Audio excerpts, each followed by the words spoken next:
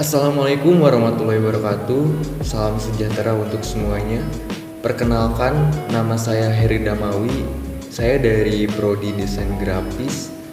NIM saya 22061107. Di sini saya akan menjelaskan materi tentang perencanaan tulisan. Nah, di sini ada pengertian perencanaan tulisan.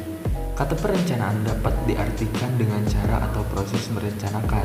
Jadi, perencanaan tulisan dapat diartikan sebagai cara atau proses merencanakan tulisan. Dari informasi itu dapat diketahui bahwa dalam perencanaan tulisan ada beberapa langkah kegiatan yang harus ditempuh oleh penulis. Nah, di sini dapat dinyatakan bahwa perencanaan tulisan adalah langkah-langkah kegiatan yang ditempuh oleh penulis dalam upaya memperolehkan kerangka tulisan. Yang pertama, yaitu memilih topik. Yang kedua, membatasi topik. Yang ketiga, menentukan judul. Yang keempat, merumuskan tema. Yang kelima, mengumpulkan bahan.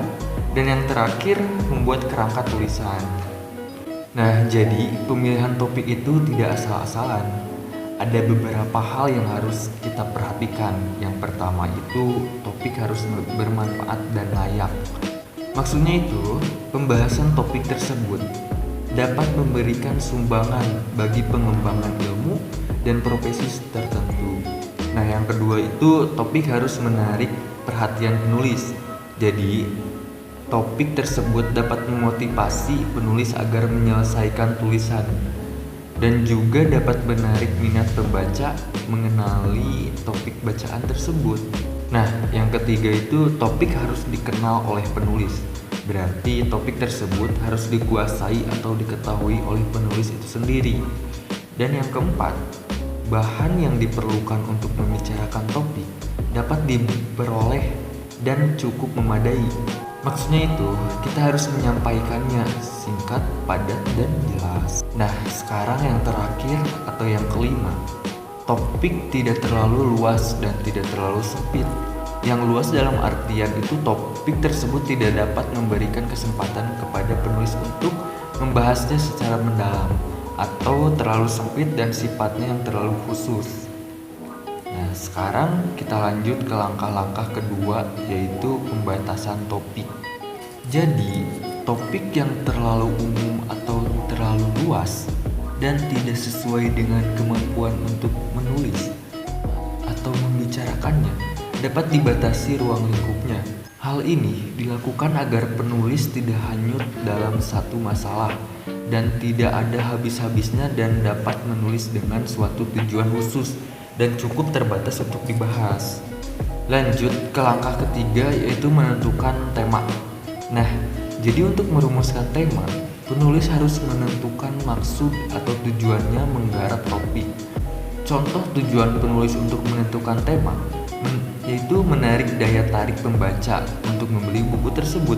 Kita ambil contoh dari keseharian kita deh. Kita juga kalau misalkan nonton YouTube atau apa gitu, pasti kita lihat thumbnail terlebih dahulu. Kalau kita tertarik, pasti kita nonton. Nah, begitu juga dengan buku tulisan. Kalau misalkan kita tertarik, kita beli gitu. Nah, lanjut kita masuk ke langkah yang keempat, yaitu panduan judul. Di sini, topik tidak sama dengan judul. Seperti yang telah saya jelaskan tadi, topik adalah pokok pembicaraan dalam keseluruhan tulisan. Sedangkan judul adalah nama, titel, atau semacam label untuk suatu tulisan. Nah, di sini menentukan judul tidak sembarangan juga, ada syarat-syaratnya. Nah, syarat yang pertama itu, judul tulisan harus sesuai dengan tema dan isi tulisan beserta jangkauannya. Nah, syarat yang kedua itu, judul sebaiknya dinyatakan dalam bentuk frasa benda, bukan dalam bentuk tulisan. Syarat yang ketiga, judul tulisan harus diupayakan sesingkat mungkin. Syarat yang keempat, judul tulisan harus dinyatakan secara jelas. Artinya, judul itu menyatakan makna luas atau polos. Jadi, judul tidak menyatakan makna kias atau tidak mendukung makna ganda. Nah, sekarang kita lanjut ke langkah yang kelima, yaitu mengumpulkan bahan. Yang dimaksud dengan bahan penulisan itu, semua informasi atau data yang relevan yang digunakan untuk mencapai tujuan penulisan. Data itu dapat berupa teori, contoh-contoh, rincian atau detail, perbandingan, dan sebagainya. Nah, sekarang kita lanjut ke langkah yang terakhir, yaitu membuat kerangka tulisan. Kerangka tulisan adalah rencana bangun yang memperlihatkan sistematika penulisan. Kerangka tulisan menampakkan tubuh tulisan secara keseluruhan, tetapi dalam bentuk kecil. Kerangka tulisan menunjukkan rencana kerja yang berisi ketentuan-ketentuan pokok bagaimana suatu topik harus dirinci dan dikembangkan karangan bermanfaat untuk membuat penulis dalam berbagai hal. Nah, di sini ada beberapa manfaat. Manfaat yang pertama yaitu menyusun kerangka secara teratur.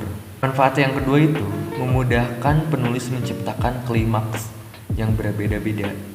Manfaat yang ketiga, menghindari penggarapan sebuah topik sampai 2 kali atau lebih. Dan manfaat yang terakhir, memudahkan penulis untuk mencari materi pembantu atau data-data atau fakta untuk memperjelas atau membuktikan pendapatnya. Nah, mungkin cukup sekian dari saya.